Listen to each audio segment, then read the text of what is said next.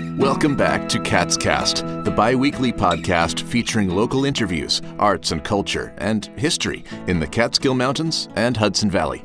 Second base. This week, we joined Colin "Stumpy" Miller of Mountain Athletic Club Vintage Baseball for spring training with the Bovina Dairymen and Delhi Baseball Club in Bovina, New York. So I'm Colin Miller. I'm the captain of the Mountain Athletic Club Vintage Baseball Good one. out of Fleischmann's, New York. And here we are today at our first practice of the season at Creamery Field in Bovina Center. Today we're going to have a 3-team practice with the other vintage baseball clubs in Delaware County, the Bovina Dairymen and the newly formed Delhi Baseball.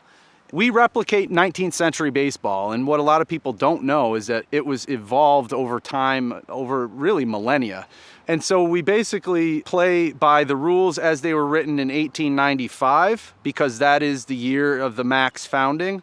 However, we play other clubs throughout the Northeast and in some cases the country where we play 1860s rules and we'll play 1880s rules. And the game really just evolved. Every few years, the rules would change. The original Mountain Athletic Club was founded by Julius and Max Fleischmann in Griffin Corners, New York. Today, Griffin Corners is Fleischmann's, New York. Julius and Max Fleischmann, they were brothers. I think they were 24 and 18 years old. Their father, Charles Fleischmann, had established sort of family compound of estates, very stately places on a hill overlooking the village of Griffin Corners at the time. They were all from Cincinnati. Charles founded the Gaffin Fleischmann Company, which was the predecessor to Fleischmann's Yeast. And so Cincinnati had its heyday in baseball. The first professional baseball team was the Cincinnati Red Stockings. And so they attribute the start of professional baseball as 1869 in Cincinnati. So fast forward to 1895, these kids have been brought up, Julius and Max, the brothers had been brought up around professional baseball, and they really just started playing baseball to pass the time on their summers while they were here from Cincinnati.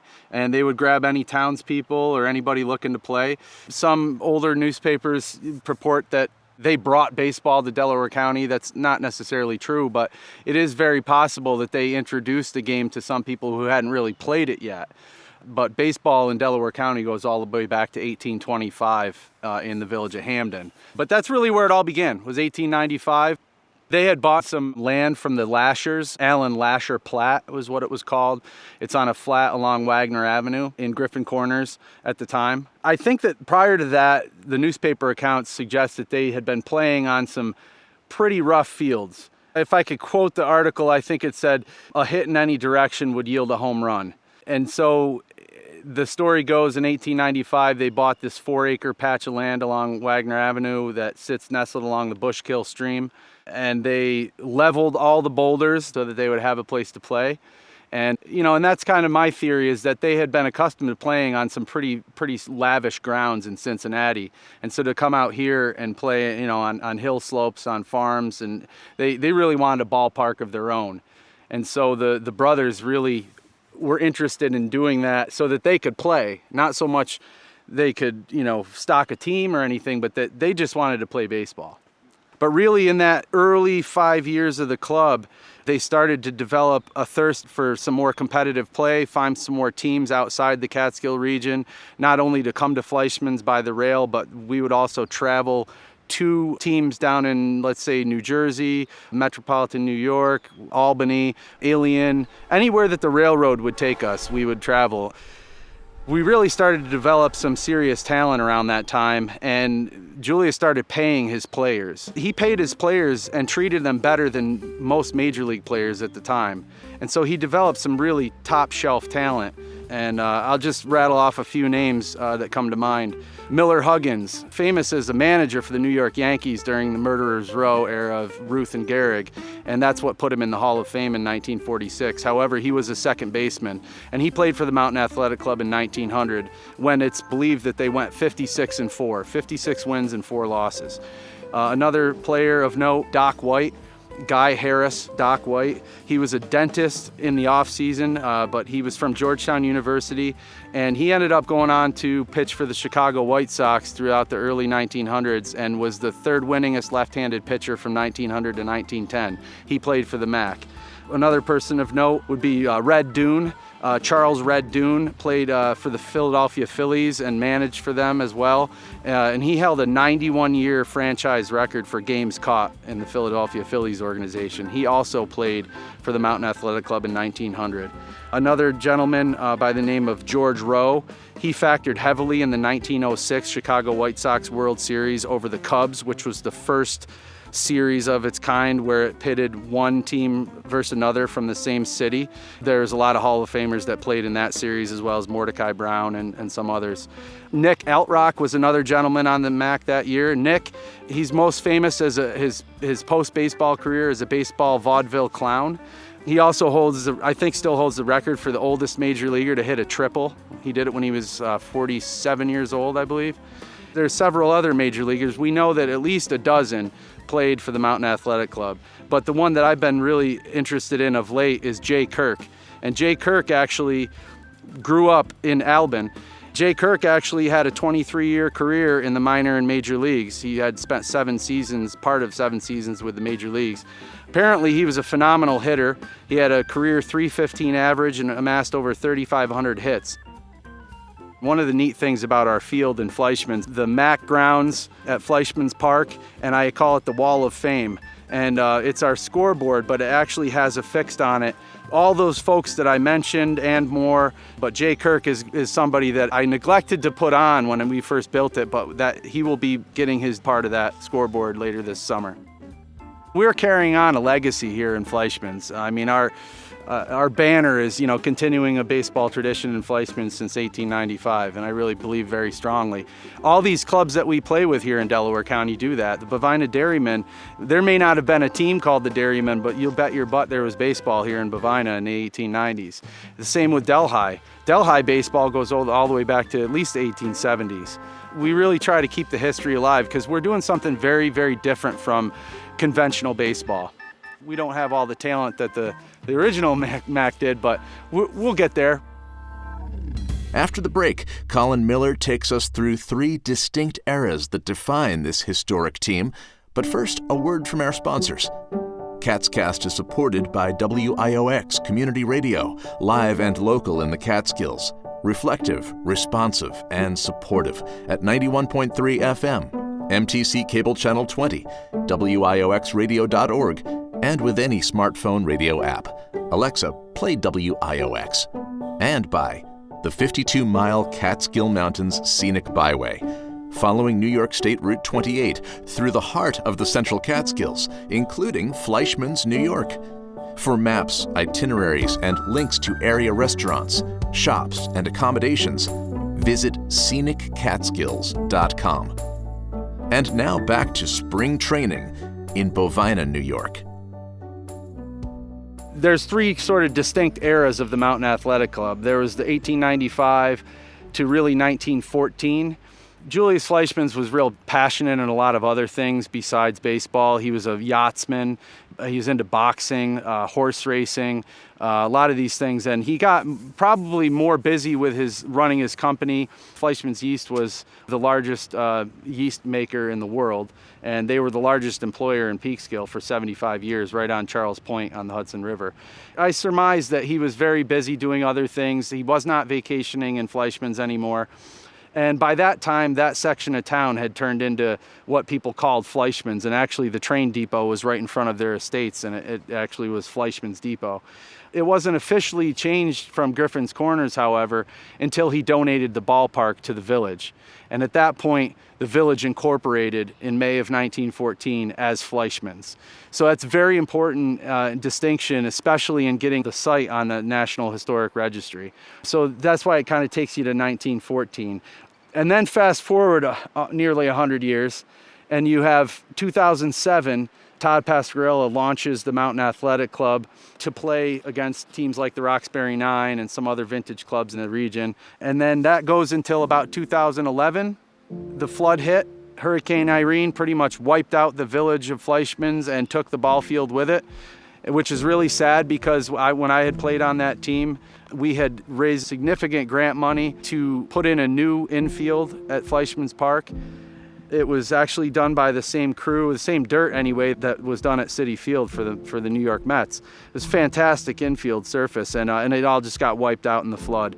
And so really, vintage baseball went dormant for the most part. A few games here and there, but it went dormant for the most part from 2011 until about 2017, which is just after I moved back to the region. And so I set about trying to, put this whole thing together. And first call I made was to the Dairymen and the Roxbury Nine, hoping we'd have some other teams in the county to play. And so here we are, 4 or 5 years later, we're hoping for a wonderful season this year.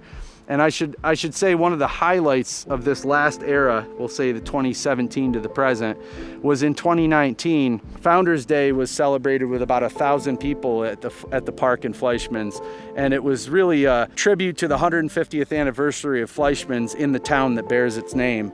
We played a baseball game there and got some fantastic attention. John Thorne, the official historian of Major League Baseball, he came and read a proclamation to the village on the advent of this for the village of Fleischmann's.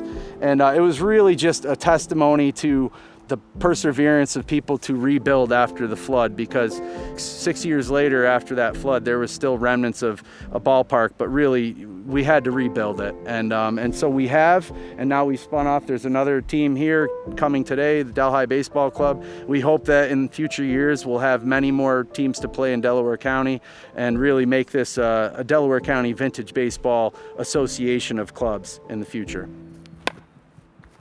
Chico, get one. My name's Chris Brown. I moved here almost 3 years ago to work with the Watershed Agricultural Council, and kind of shortly after I started, a colleague of mine, Andrew Krutz, who happens to be our catcher, was like, "Do you play ball?" And I was like, "It's been a long time, but I'd love to get back into it." And he's like, "You should come on out and give it a try." And I'd never played old-time baseball before.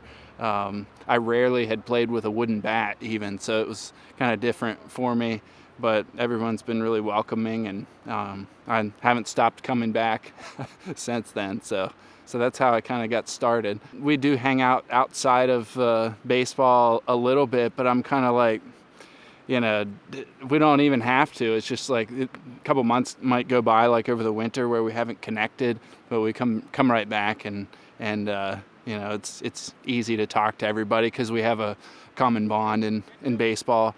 Playing against the Dairymen and Bovina, they're kind of our rival, and I'll say they usually get the better of us. They're a little bit more polished team for sure, but they're all classy guys. And girls too. We've got a couple of women that have played for us in the past and still do, so it's great. Yeah, the whole thing is awesome. Andrews, second base.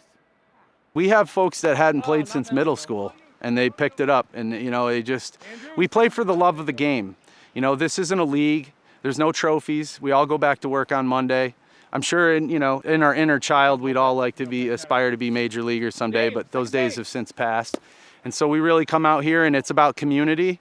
We try to do something for the community. And last year, especially with COVID, we were able to pull off like 4 or 5 games, the Dairymen and the Mountain Athletic Club. And, we had some wonderful opportunities to showcase what we do.